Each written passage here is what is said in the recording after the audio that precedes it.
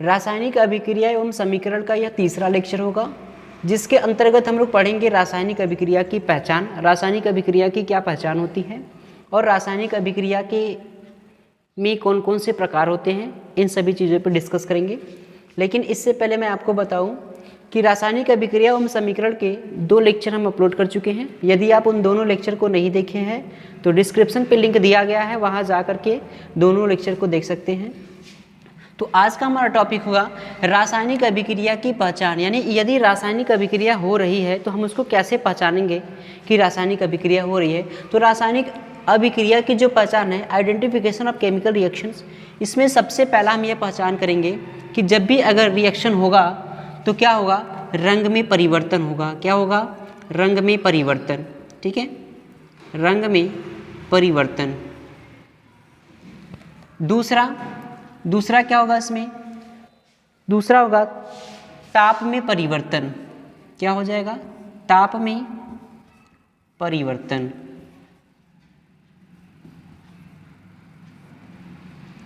और तीसरा क्या हो जाएगा, गैस का निकलना,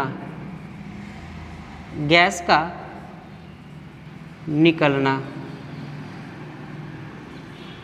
और चौथा अवक्षेप का बनना, अवक्षेप का बनना। ठीक है, ये 4 पॉइंट क्या है, तो ये 4 पॉइंट रासायनिक अभिक्रिया की पहचान है।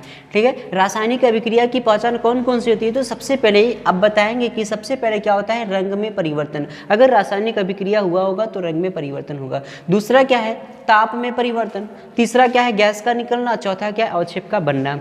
अब हम इसके अगले टॉपिक की बात करें, अब आगे हम पढ़ेंगे, आगे है रासायनिक समीकरण किसे कहते हैं। रासायनिक समीकरण, रासायनिक समीकरण,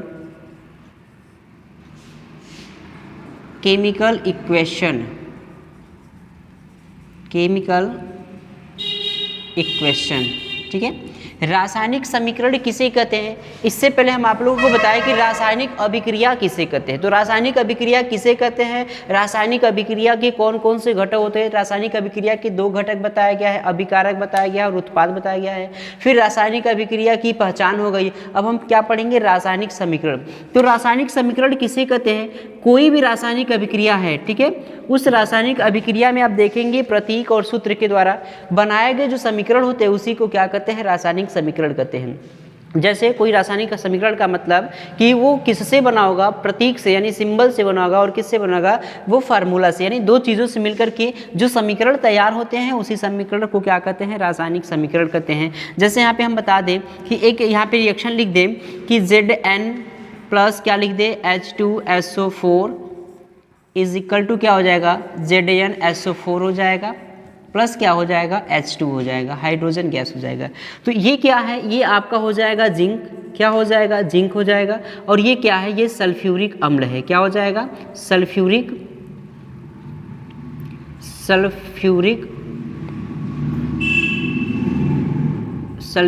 अम्ल हो जाएगा।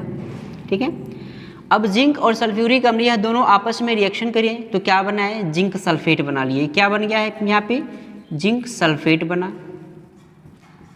और ये क्या हो जाएगा, ये हाइड्रोजन गैस हो जाएगा।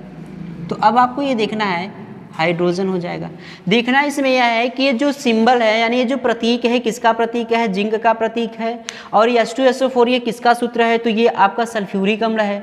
तो सल्फ्यूरिक अम्ल और जिंक आपस में विक्रिया किए तो जिंक सल्फेट और हाइड्रोजन गैस बनाए। तो यहाँ पर देखिए कि यह प्रतीक है, यह सूत्र है, यह सूत्र है, यह प्रतीक है, यानी प्रतीक और सूत्र के द्वारा क्या बन रहा है, एक प्रकार का क्या बन रहा है, समीकरण तैयार हो रहा है। और ये जो समीकरण तैयार होता है इसी समीकरण को क्या कहते हैं, रासायनिक समीकरण कहते हैं। कि आपको समझ में आ गया होगा कि रासायनिक समीकरण किसे कहते हैं। किसी भी रासायनिक अभिक्रिया में प्रतीकों और सूत्रों के द्वारा, किसके द्वारा, मैं यहाँ पे लिख दूं कि प्रतीकों और सूत्रों के द्वारा, प्रतीकों एवं सूत्रों के द्वारा बनाए गए समीकरण को क्या कहते हैं, तो रासायनिक समीकरण कहते हैं। क्या कह देंगे, रासायनिक समीकरण कह देंगे। ठीक है, रासायनिक समीकरण कहते हैं। ठीक है, समझ में आ गया होगा कि रासायनिक समीकरण किसे कहते हैं। तो किसी भी रासायनिक अभिक्रिया में प्रतीकों और सूत्रों के द्वारा बनाए गए समीकरण को रासायनिक समीकरण कहते हैं। तो अब यहाँ पे देखिए ये क्या है, ये प्रतीक और सूत्र के द्वारा ही तो बन रहा है। तो ये जो समीकरण बन रहा है, इस प्रकार के समीकरण को हम क्या कहते हैं, रासायनिक समीकरण कहते हैं। ठीक है, तो ये दोनों टॉपिक समझ में आ गया होगा कि रासायनिक अभिक्रिया की पहचान कौन कौन से है। तो रासायनिक अभिक्रिया की पहचान रंग में परिवर्तन है, दूसरा क्या हो जाएगा, ताप में परिवर्तन है, तीसरा क्या हो जाएगा, गैस का निकलना, चौथा क्या हो जाएगा, अवक्षेप का बनना है। तो ये है आइडेंटिफिकेशन ऑफ केमिकल रिएक्शंस। अगर बात करेंगे हम लोग किसकी, केमिकल इक्वेशन की यानी रासायनिक समीकरण की, तो रासायनिक समीकरण में क्या बताना है, किसी भी रासायनिक अभिक्रिया में प्रतीकों एवं सूत्रों के द्वारा बनाए गए समीकरण को क्या कहते हैं, रासायनिक समीकरण कहते हैं। अब हम बात करते हैं टाइप्स ऑफ केमिकल इक्वेशन, यानी रासायनिक समीकरण के कौन कौन से प्रकार होते हैं। तो बेसिकली रासायनिक समीकरण के जो प्रकार होते हैं वह कितने होते हैं, तो रासायनिक समीकरण के 2 प्रकार होते हैं। ठीक है, कितने प्रकार होते हैं, 2 प्रकार होते हैं। यहाँ पे मैं हेडिंग बना दूँ, टाइप्स ऑफ केमिकल इक्वेशन, मतलब रासायनिक समीकरण के प्रकार,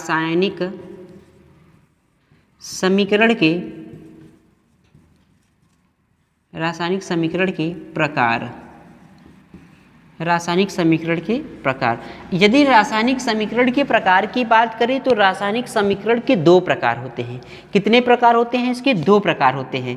पहला क्या हो जाएगा आपका, तो पहला जो है वह हो जाएगा संतुलित रासायनिक समीकरण। क्या हो जाएगा, संतुलित रासायनिक समीकरण, संतुलित रासायनिक समीकरण। और दूसरा क्या हो जाएगा, असंतुलित रासायनिक समीकरण, असंतुलित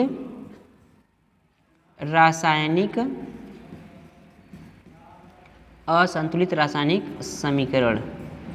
ठीक है, ये कितने प्रकार के हो गए, रासायनिक समीकरण 2 प्रकार के हो गए। रासायनिक समीकरण में पहला क्या है, संतुलित रासायनिक समीकरण हो जाएगा, दूसरा क्या हो जाएगा, असंतुलित रासायनिक। इसको क्या कहते हैं, बैलेंस केमिकल इक्वेशन, इसको क्या कहते हैं, इनबैलेंस केमिकल इक्वेशन कर देंगे।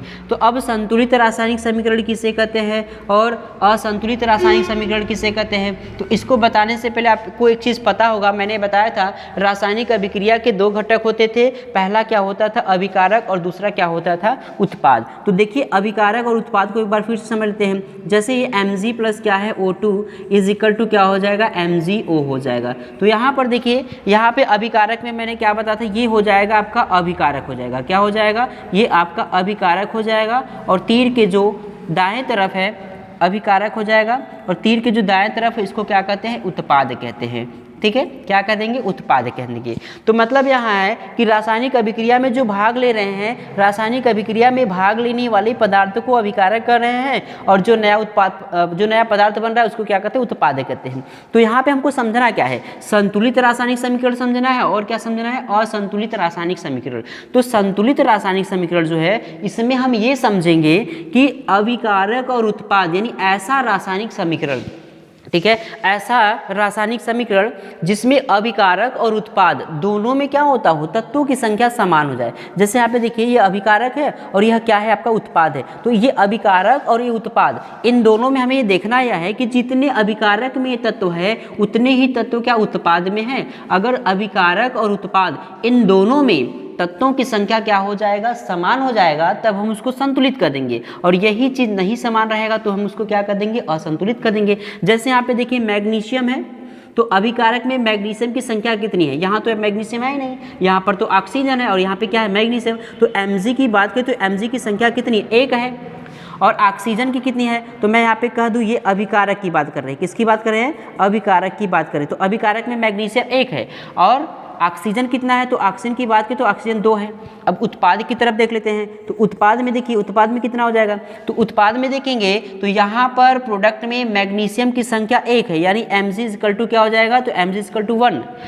लेकिन आपका ऑक्सीजन जो है वो कितना है, तो ऑक्सीजन को देखा जाए तो ऑक्सीजन इक्वल टू कितना है, 1।